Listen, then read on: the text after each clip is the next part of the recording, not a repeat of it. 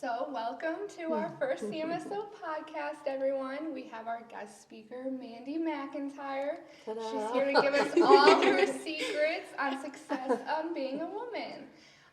So I guess the first thing we kind of want to start off is a little bit about you, your history, and where you were and where you are now. Yes. Well, thank you for having me, ladies. I'm super pumped to be here. So my journey in construction, well, basically my entire life I've been in the construction industry because my parents had a small general contracting business growing up, and I'm the oldest of 6, and my dad's an ex-Marine, so there's 4 girls, 2 boys, and all the girls had to do manual labor, like child labor, which was probably illegal.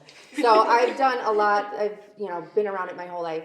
And then I ended up in the roofing industry by happenstance, really, because I was working for like a hardscape company, and they also sold bulk rock salt for snow removal.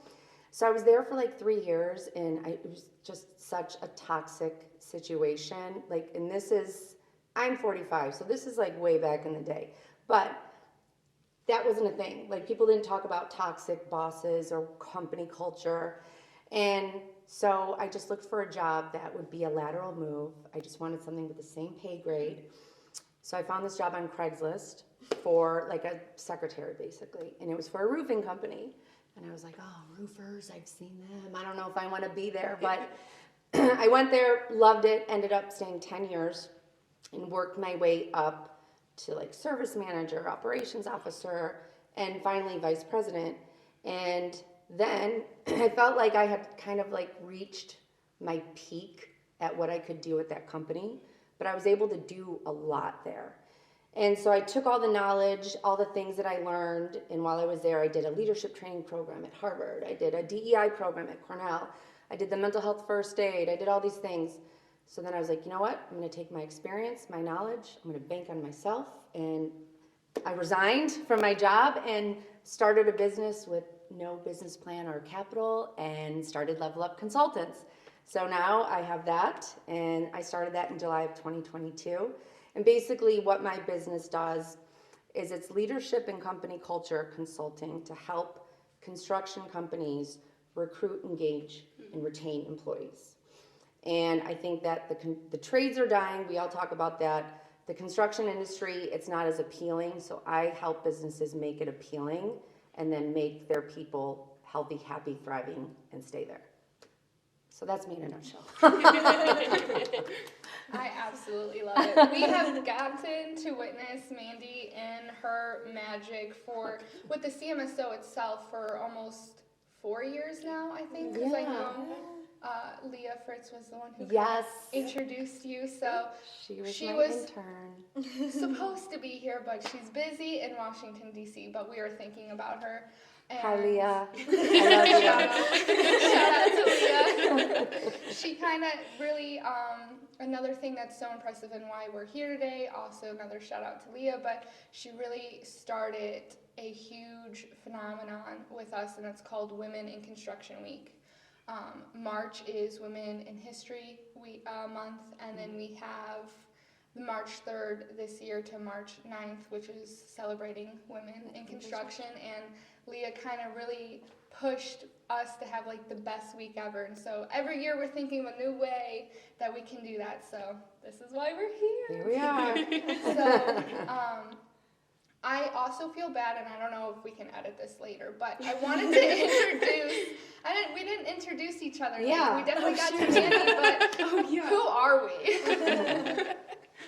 Go. So my name is Melina Carna. I am an interior design student, and I'm also vice president for the CMSO, so kind of helping Tara out, so yeah. I'm Ali Ritvo. I'm a construction management major. I've been on the board a couple times, but I'm just excited to be here today. I'm Tara Rybar. I am a construction management major, and I love safety management. And then I'm also the president this year of the CMSO. It's been really nice. The team has allowed me to be the coolest president, I think. So, this year, I feel pretty cool. And I'm Kayla Usko. I'm a construction management major, and I recently just joined the board as the event chair, so it's been fun so far. I'm enjoying it. Tara's a great president, so. No, they are great. They're so great. You guys make me look good. So a little thing that we have set up for you today, Mandy, is we have some fun questions. I'm so excited. I'm excited. I love Yes. fun questions. We just hope this can inspire the next group of women coming up into the field. So. I love it. And all of our male peers as well. Yeah. Just like how to take and be supportive and strong for those who need it. So, okay, guys, here we go. Who wants to go first? I'll start us off. This is so fun. I love it. Okay, so first question we're going to start with is, how do women handle the stereotype of being a woman in a position of authority in a male-dominated field like construction? Oh, that is a good question. So it's a very delicate balance because you have to be assertive, right? However, sometimes that can be taken as being the B word. And so what's interesting though is a lot of times you have to just mimic what's currently out there, meaning the current leadership and your bosses. And that's normal typically for men. But for women, when we kind of take that same assertiveness, it can be deemed, are we allowed to swear on this? Cameraman. I mean, you appear like bitchy, right? But what I've done is I kind of like capitalize on my femininity and that natural kind of nurturing aspect that women have. So I do like a balance where it's like I'm going to care for you, I'm going to show you that I'm here for you, but at the same time, don't mess with me. Okay.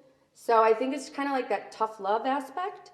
So you can kind of take the components of like the typical male persona and then weave in your womanhood. And for me, just kind of having that balance of both has served me well. So don't be afraid to be soft, but make sure people don't mistake your kindness for weakness. And that's where you have to have those boundaries and you have to draw those lines. And sometimes you just have to step up and like say, hey, this is how it is, type of thing.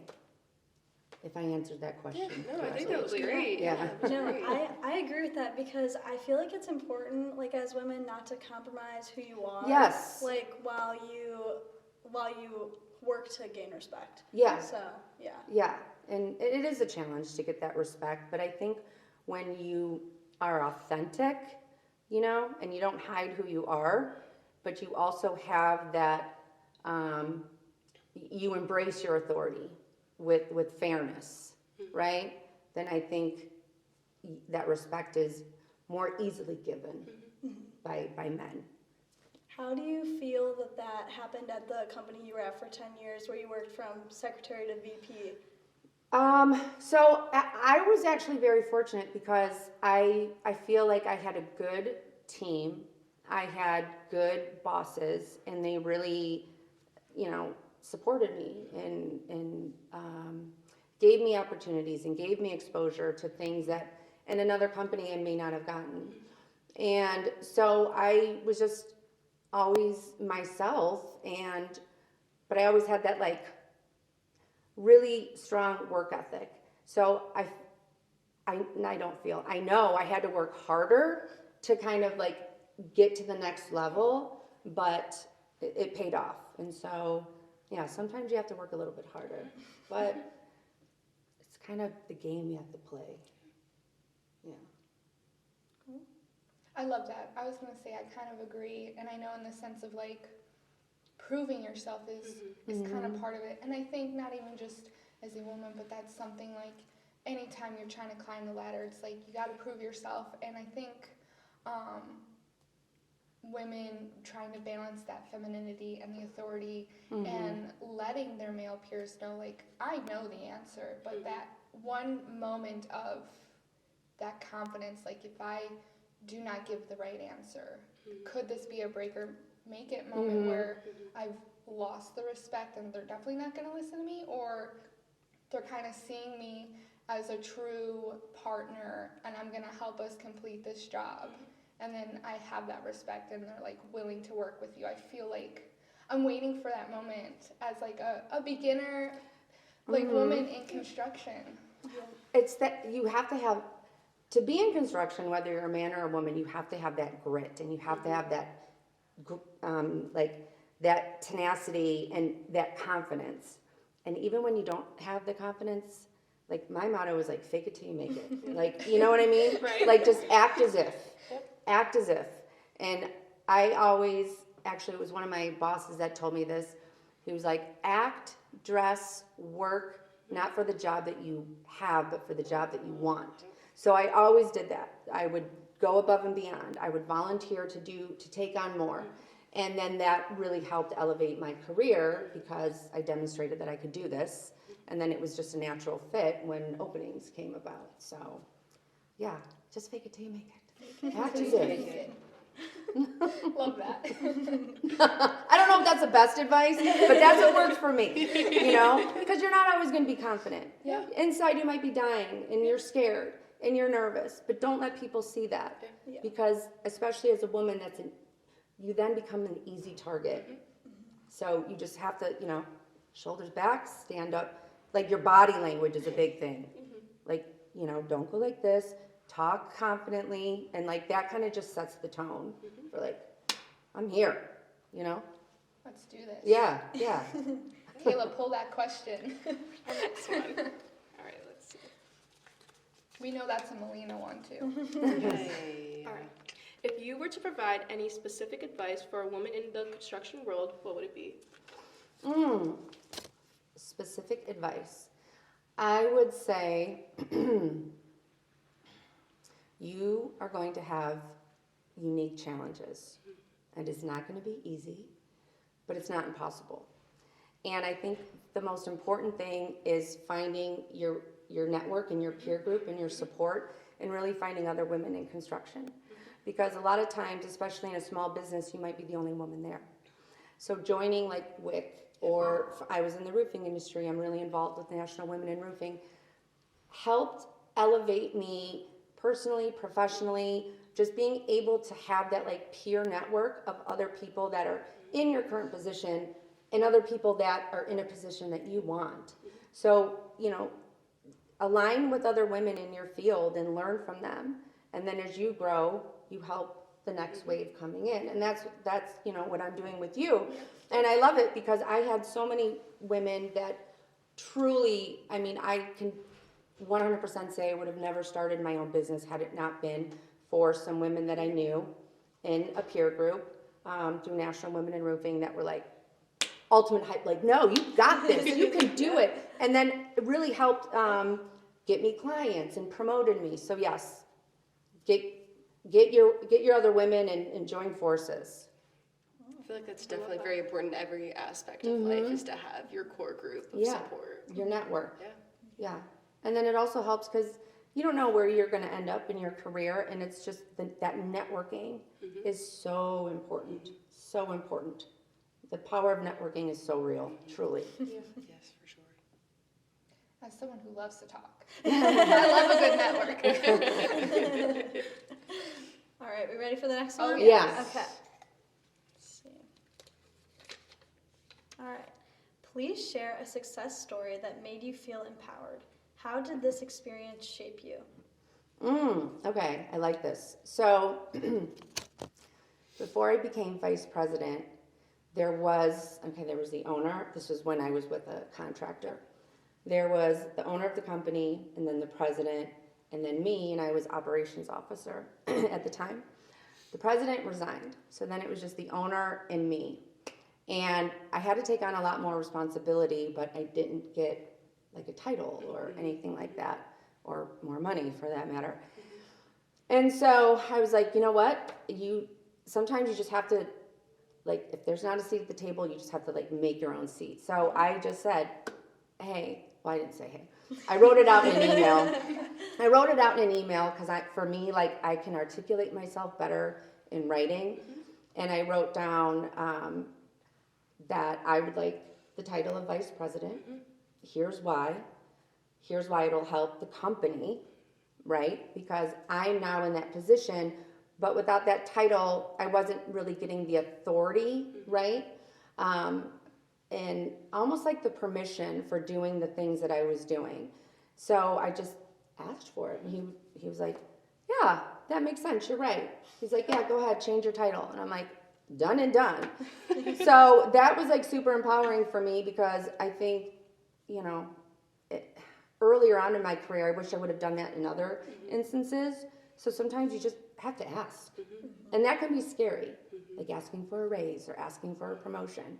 But if you have the experience, you know you can do it, you're demonstrating you are doing it, go for it. So that was like the most empowering thing for me, I think. I think that's so important because I feel like as women, like you don't always think to advocate for yourself, like or like have a voice all the time. So that's a cool story. Yeah, just ask for what you want. Yeah, you just have to ask. You have to be your biggest advocate because, again, you might be the only woman there, and no one's gonna vouch for you or you know promote you more than yourself because you know yourself and you know what you can do. So you just got to do it. I love that. It's scary though, but act as if. Put your confident Fake it till you make mask on and do it. That's awesome. I will go next with the questions. Okay. There's one that I really, really want, but it's okay if we don't get it. Okay. I remembered it.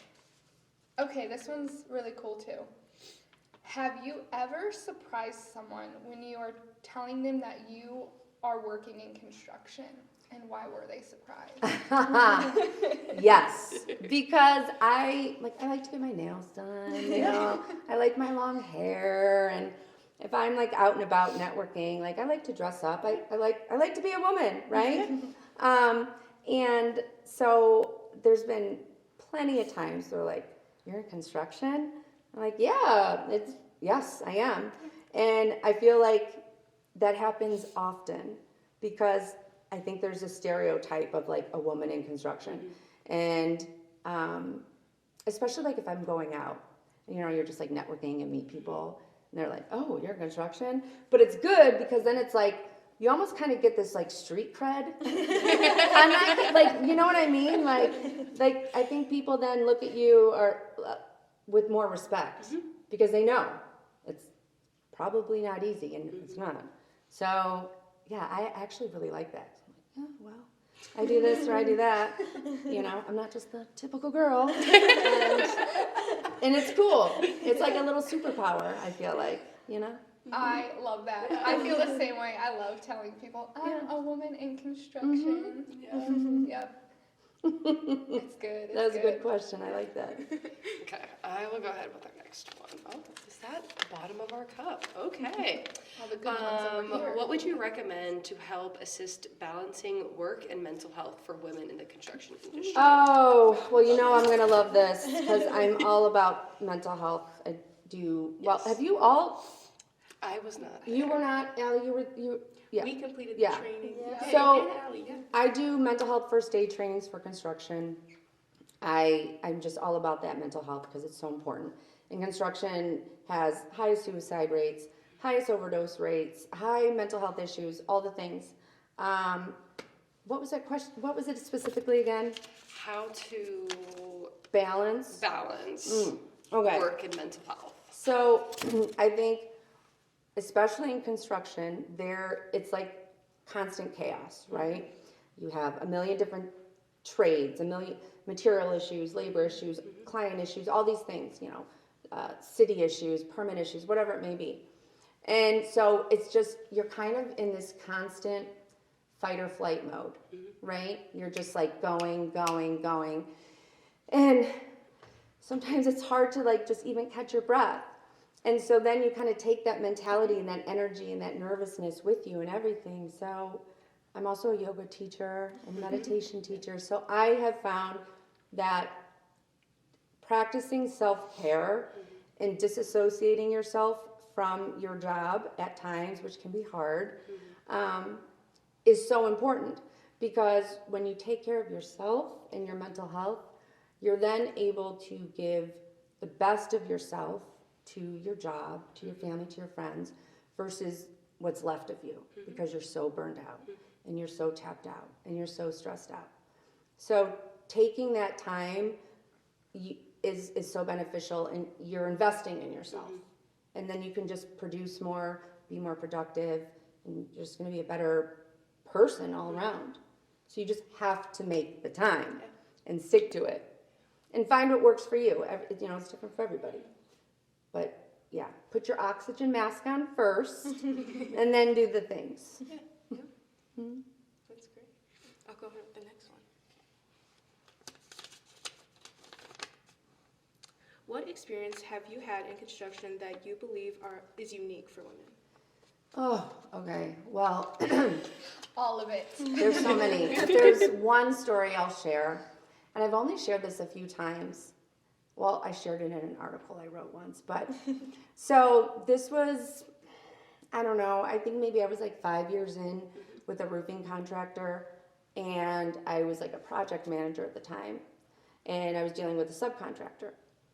And it was, he had to submit his pay application, and he submitted for something saying he was like 50% done, but he wasn't 50% done, and it was the end of the month, it was a cutoff. I had to submit our pay app to the GC, so, you know, it has to be right. And I called him, I'm like, hey, I can't pay you for this. You're not, like, I can't submit it.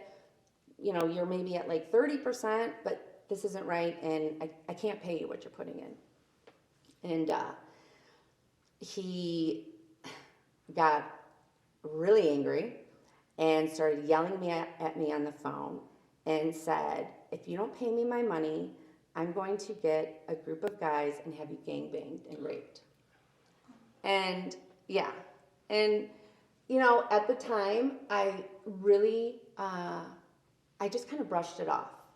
And well, I yelled back, I remember that, because it heated me up, obviously, you know, I got pissed off. But then afterwards, I was like, what the hell just happened?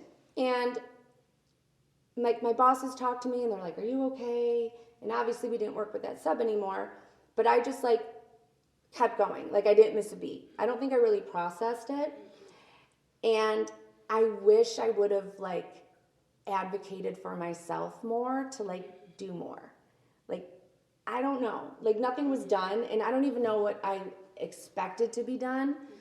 But looking back now, I'm like, if that would have happened to somebody I know, I would have burned the building down. You know what I mean? Like I don't know. And I didn't have that. And I think it was because I was the only woman there, and like the guys that I worked with, to them they were like, oh, he's not going to do anything. It was an idle threat, but for a woman, it's a real threat. Like that can really happen. And so for like a few weeks, every time I would leave, I was nervous. Is someone waiting outside in the parking lot or something like that?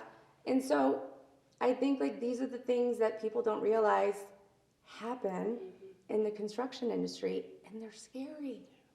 They're very scary.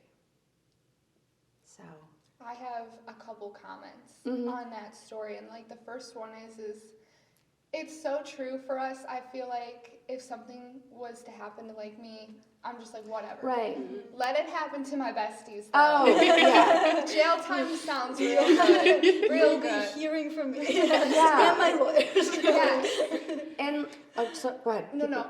Sorry, to continue on a more serious thing, and thank you for sharing that. Oh. I don't know if this is cheating, because another step that we are adding to our Women in Construction Week is we do have this anonymous survey that we've passed out to almost 20, 30 women, and I will say a consensus there were multiple women who've mentioned like catcalling. I'm not here for dates. I'm not looking for anyone. So it's like, and they're still happening. These were recent stories. So it's just like this, as much as I was like hoping to hear like, oh, a unique experience from a woman, but no, one unique situation that we still need to continue to address because it's still happening are these scary stories. In like the catcalling and people thinking like, you know, if you're single, you don't have a ring, or people don't know, like you'll get hit on. It just happens. And you know, I've gone to conferences and things when I was with the contractor, and it was always me and the owner and the president, two guys. And every single time we'd meet someone new, oh, so whose wife or girlfriend are you? Like, it was just assumed, right? And then once they knew who I was, the follow-up would be, and I got this all the time, oh, so you're more than just a pretty face. Or, oh, so you're not just the arm candy. And I feel like you just become numb to it at a certain point. But it does happen. Yes. It does happen a lot. Not to take anyone's chance for another question, but I feel like I'm not going to grab the question that I need, and I feel like this is a perfect follow-up one. Segue? Sure. Yes, and it really had to do with, Kayla, you came up with the question. It's so good if you remember it, because I don't remember it, but it was along the lines of, how do you Build a healthy mind. build a healthy mind? Ooh. A strong mind in the setting of construction? I love that question. I feel like I don't have like a concrete answer other than just what I've done. And that is just always, no matter what happens or what is said, like, kind of stand my ground, if that makes sense. Like, don't back down. And that for me just kind of helps my mental fortitude, if you will, because, you know, the more you practice and do those things, then the more you start to believe it. So when I say like act as if, over time then it starts to just kind of happen. And I think just practicing that mental fortitude and that confidence helps you in so many ways. Even when you don't feel it, just like, you know, you got to pep talk yourself, and you just you have to keep reminding yourself, I'm a strong woman. I'm powerful. I'm strong. I'm capable. I'm smart. I can do this. Words of affirmation. Yeah, Exactly. words of I was affirmation. about to Really. say. Yeah. That's awesome. And I have like a million Post-its all over that are like, you are strong. You are brave. And you know, it sounds cheesy, but it helps. Yeah, it helps. You know. For sure. Yeah. And surround yourself by strong women, Yeah. because that helps too. Feed off each other. All right, so we took a little water break and we all put on our chapsticks, so we're ready to start talking again. Let's go. So one question that I wanted to follow up on was, you said to support yourself with a lot of women in this industry. Yes. And I think that's really important because, you know, no one is going to understand a story as much as another woman. But I also think this is a male-dominated industry, and it's important that we find our male allies Yes. as well. So how do you recommend finding male allies, and then also how can we help them to assist in advocating for us in this industry? I love that question, because and it's kind of like it's a really big topic right now, like male allyship. But like, I think a lot of people don't really know what that means. So first I kind of want to say like what it actually means. So for me, in my experience and what I've seen, allyship, men's allyship for women in construction is really almost like a form of sponsorship. Meaning, okay, men typically hold more leadership positions. Actually, there was some research, 72% of women in construction have never had a woman boss or superior. So most of us have male bosses. And what allyship really means is that sponsorship to give women opportunities and exposure that they normally wouldn't get. Meaning bringing them to a job site, or bringing them into meetings, or giving them an opportunity to do something that, you know, maybe isn't in their scope of work, but it's that exposure, right? To gain that experience. And so that, to me, is the biggest form of allyship, is opportunities and exposure for women. Now, to get the men, like, you know, how do you find them, right? And that's like a really good question, because there's really no easy answer. I think it's just when you're working with men that you really get along with, and you really, you know, it's a mutual respect. I think it's important, again, to like advocate, hey, will you help mentor me? Okay? Because then, there's a personal commitment and element to it. And to say, I've seen you do this, this, and this. Can I shadow you for a day? Can I just attend this meeting and just experience this? And then, once you find the men out there that are willing to do that, then you have your allies. And then that kind of that can be a ripple effect, right?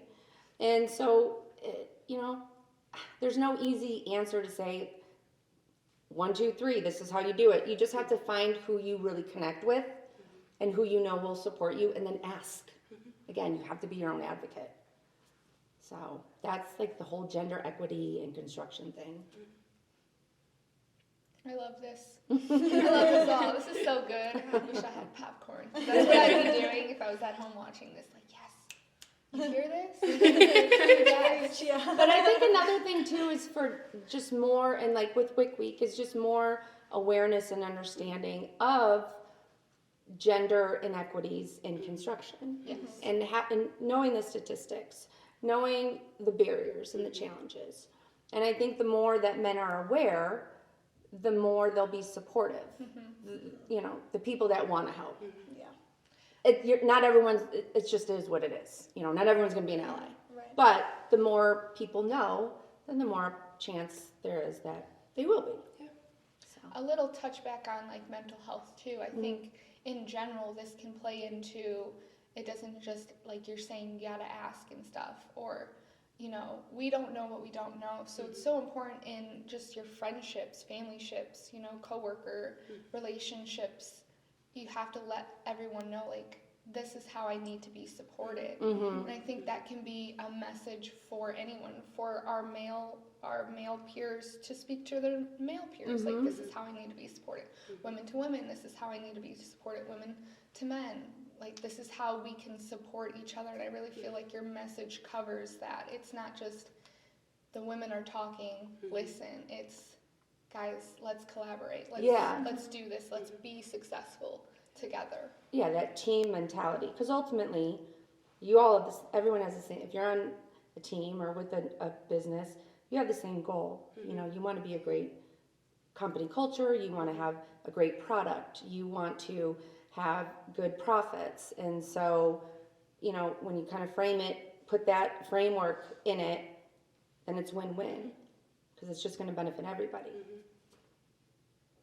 I wish everyone who will be watching this could feel the energy and love right now, right here. Like, this is so fun, and it's been so great to have you. Like, you're not allowed to leave today. We're still going to go get lunch. We're going to go shopping. We're going to continue The this whole off day camera. plan. Yes, the whole day plan.